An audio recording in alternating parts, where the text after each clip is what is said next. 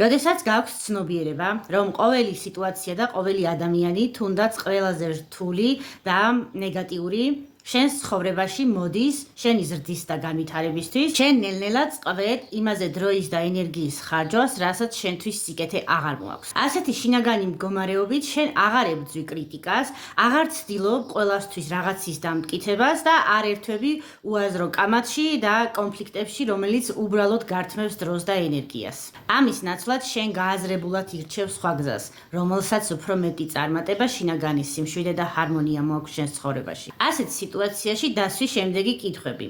რატომ ხდება ეს ჩემს ცხოვრებაში? რას მასწავლის ეს გამოცდილება? რა არის ჩემში ისეთი, რაც ამ სიტუაციაზე ასე მკაცრად რეაგირებს? სწორედ ასეთი მიდგომით იწყება შენში ყველაზე დიდი ტრანსფორმაცია, რადგან შენ აღარ ხარ ფოკუსირებული გარე რეალობაზე და ყურადღება გადაგაქვს შენ შინაგან სამყაროზე. შენ აღარ ხარ გარემოს მსხვერპლი.